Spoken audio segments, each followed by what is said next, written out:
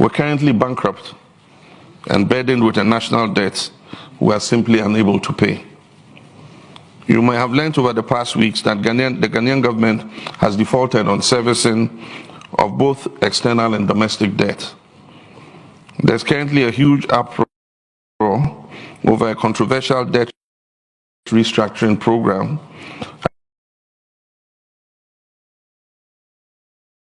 under which the middle class of Ghana could be wiped out if plans to have them forfeit proceeds of government bonds on which they rely for investment and sustenance are followed through.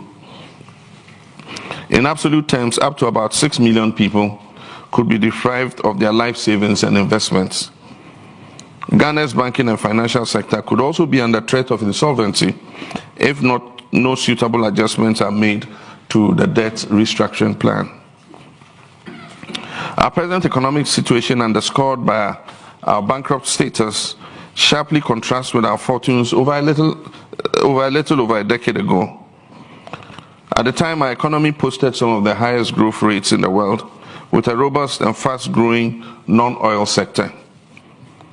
Too many of our economic indicators today are pointing south.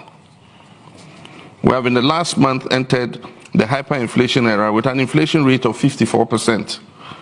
Our currency has in the past few months been counted amongst the worst performing in the world, plummeting by as much as 54% in value within the first 10 months of 2022. Widening budget deficits have characterized economic performance since 2018. A severe cost of living crisis fueled by ever-rising prices of basic goods has imposed extreme hardship on Ghanaians as the government struggles to meet some of its most basic commitments in areas like education and health. Unemployment stood at a staggering 13%, the highest in recent memory. It will be no hyperbole to assert that our present state bears an uncanny resemblance to the period of the late 70s and 80s. How was a country with such bright prospects only a decade ago brought to its knees so quickly when it should have made far more progress? The present trouble with our economy stems from gross mismanagement and in some instances sheer recklessness. Government failed to sustain the gains made after our last IMF program, which brought stability into the management of the Ghanaian economy. Corruption has also contributed significantly to bringing us to this distressing juncture. Government has been quick to pass off the COVID pandemic as a reason for this poor economic record.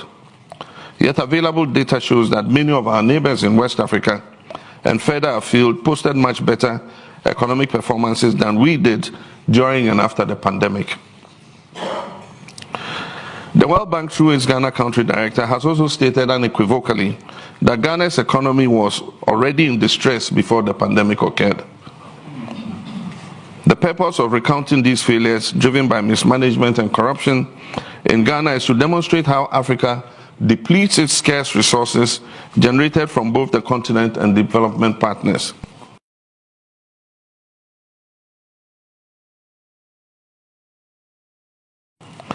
Instead of thinking innovatively to address the fundamental economic problems many leaders, as a case study, my own country, Ghana, once a beacon of Africa, has come up for mention for dissipating domestic and donor funds. A recently published audit report by the Auditor General of Ghana into receipts and expenditures on COVID-19 exposes staggering instances of corruption running into billions of Ghana cedis. Over 21 billion was mobilized to mitigate the impact of the pandemic from the World Bank, the IMF, the European Union, the African Development Bank, Ghana's own contingency fund, Ghana's stabilization fund, and from the sale of Bank of Ghana COVID-19 bonds. Hiding under the emergency of the situation, government jettisoned our financial and procurement laws and refused to use the GIFMIS system, which is the agreed budget and accounting digital platform, to avoid thorough scrutiny of the use of the funds. Such financial malpractices discourage the delivery of grants and concessionary loans to Africa. I've indicated that we need a forensic audit into the receipts and expenditure of the COVID-19 funds in Ghana. The forensic audit may be extended to other countries in Africa to restore investor confidence as we build the Africa we want.